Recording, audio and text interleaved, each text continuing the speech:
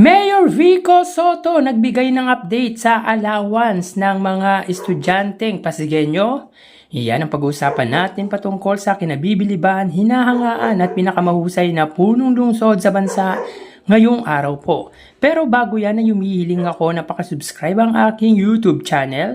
Paki-like at share na din po mga kaparokya para mas dumami pa po makapanood ng content natin. Maraming salamat po sa inyo mga kaparokya at maraming salamat din po sa mga kababayan nating nagtatrabaho overseas. Sobrang na-appreciate ko po kayo mga kaparokya.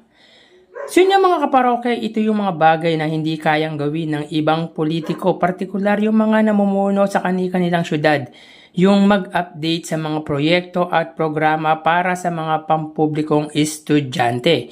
Hindi talaga matatawaran mga kaparokya ang magandang ginagawa ng butihing Mayor Vico Soto para sa kanyang mamamayan, mapasenyor man o mag-aaral. Mga proyekto na talagang pakikinabangan di lang ng mga bata kundi laking tulong din para sa mga magulang nito. So ayon sa bagong post ni Mayor Vico Soto sa kanyang Facebook account kung saan in-update nito yung patungkol sa connectivity allowance na nagkakalaga na 1,500 para sa mga estudyanteng Pasigueño.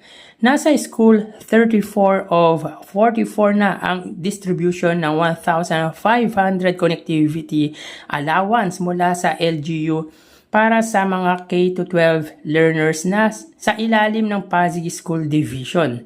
Para sa mga late enrollee, huwag mag-alala dahil may batch 2 pa tayo na August 15 ang cut-off. Nagdesisyon lang kami ng local school board na iguna ang mas maagang distribution para matanggap na ito ng mga mas maagang nag-enroll.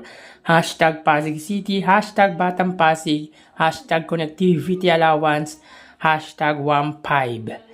So yun nga po mga parokyaan kay Mayor Vico Soto ay wag daw mag-alala ang mga late enrollees dahil may second batch pa at ayon pa dito mga parokya ay sa 44 na pampublikong paaralan sa lungsod ay 34 na ang nababahagian nila. So onting kembot na lang po mga parokya ay matatapos na ang pamimigay ng connectivity allowance para sa mga mag-aaral na Pasigueño.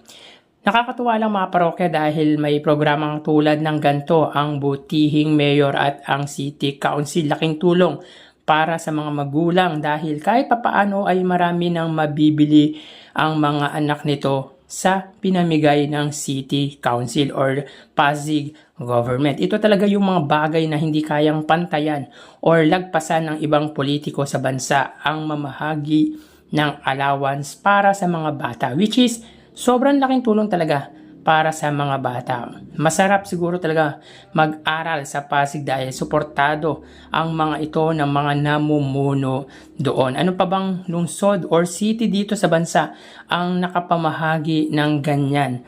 Paki-comment naman po mga parokya. Pero sa ngayon mga parokya, history ito para sa Pasig bilang kauna-unahang punong lungsod or mayor na gumawa ng gantong proyekto. Kung hindi ako nagkakamali mga parokya, iba pa ang allowance para sa mga scholar ng Pasig at iba pa ang connectivity allowance na binibigay para sa mga pampublikong paaralan, pampublikong estudyante. Actually, pinapatunayan lang talaga na pwede palang mangyari ang ganito kung maayos ang mga namumuno. Siyempre, credit din sa mga kasama ni Mayor Vico Soto. Kaya mainam talaga na puro kaalyado nito ang nanalo nitong nagdaang halalan dahil suportado ng mga ito ang mga proyekto at programa ng butihing mayor. Grabe na talaga si Mayor Vico Soto dahil naiisip niya ang gantong programa.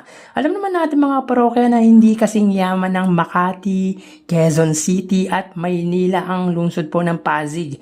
Pero nakakapamahagi ng gantong proyekto para sa mga estudyanteng Pasigueño. Ito talaga yung tunay na politiko, hindi na mumulitika. Pure public service ang ginagawa para sa ikabubuti ng kanyang bayan, ng kanyang constituent. Kaya napapasana all at talagang taas kilay ang hindi Pasigueño dahil sa nakakamanghang proyekto na ginagawa ng punong lungsod. Hindi mo pwedeng ikumpara sa kahit sinong politiko dito sa bansa. He is one of a kind mga parokya. Talagang public servant. Walang drama, walang halong kaplastikan ang pagtatrabaho. So kayo mga parokya, ano pang lungsod ang nakagawa ng gantong proyekto para sa mga mag-aaral?